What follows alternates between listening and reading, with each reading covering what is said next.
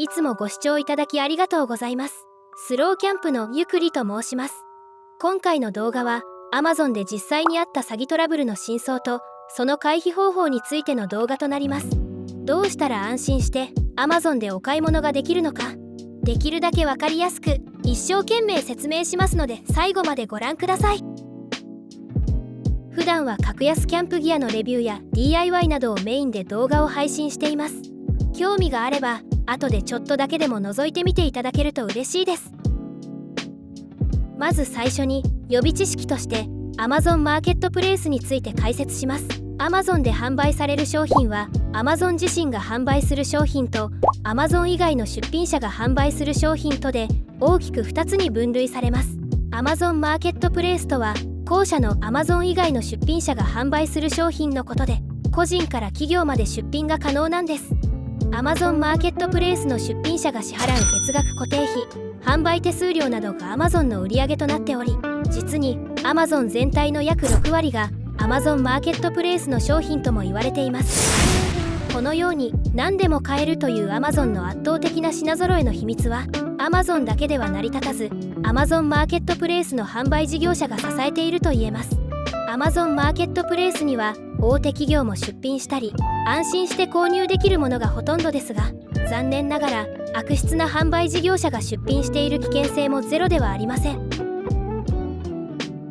その商品が Amazon の商品かマーケットプレイスの商品かを見分ける方法ですが、各商品ページのカートボタンの下に出荷元と販売元の表記があります。この商品の場合、出荷元と販売元もどちらも Amazon となっていますので、Amazon 自身が販売する商品で Amazon の倉庫から出荷されます。スマートフォンでも同様の表記で確認することができます。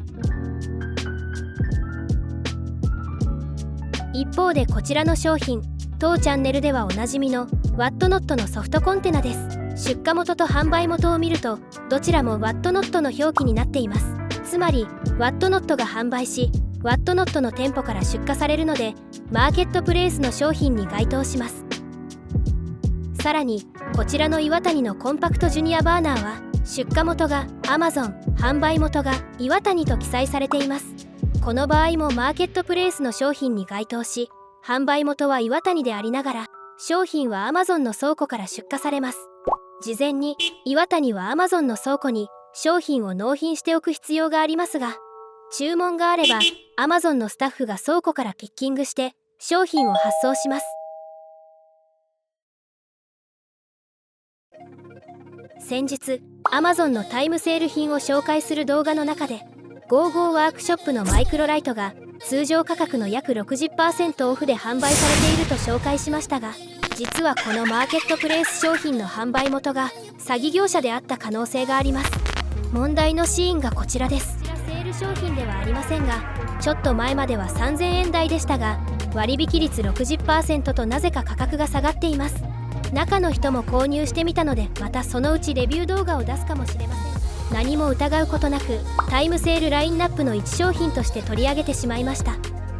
動画公開後しばらくしてこんなコメントをいただきハッとしました。慌てて Amazon の販売ページを確認したところ、販売元は Amazon ではなくマーケットプレイスで販売する中国系の業者でした。実際にこの動画を見て購入された方の中には発送連絡が来たという方もいましたが、結局商品が届いたという方はいなかったのではないかと思います。中の人の注文も強制的にキャンセルされてしまいました。断定できる証拠はありませんが、皆様からいただいたコメントから安すぎる商品で釣る個人情報収集を目的とした詐欺だったと推測します。もし商品が届かなかった場合は Amazon マーケットプレイス保証で3ヶ月間30万円まで返金が保証されます。マーケットプレイスであっても決済自体は Amazon を介して行われるため、クレジットカードの情報が出品者に流れることはありません。で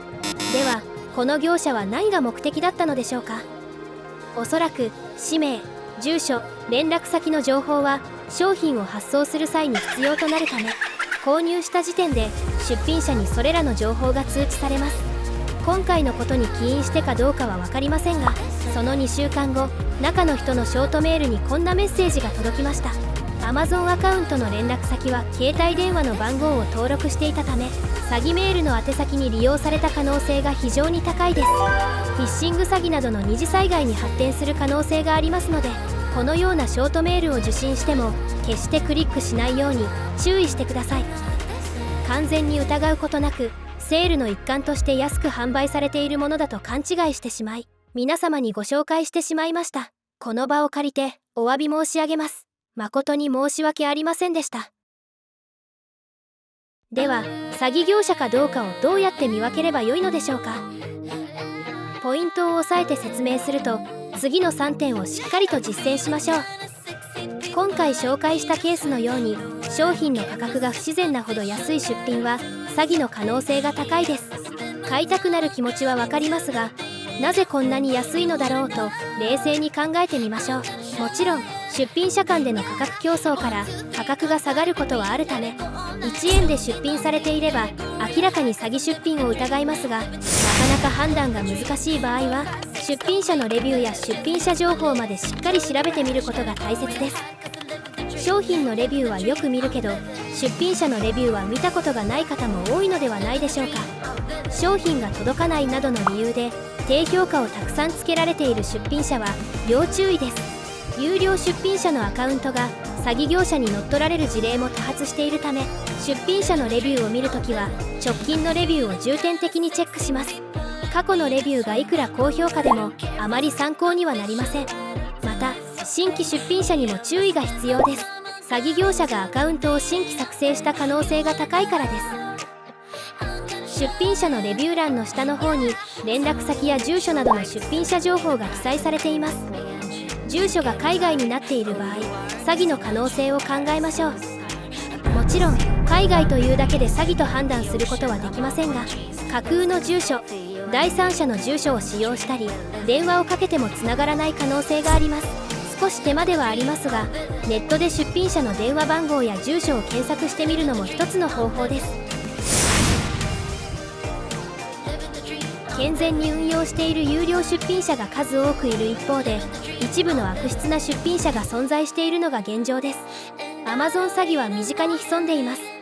自分だけは大丈夫と過信せず、常にアンテナを張り巡らせて自衛に努めましょう。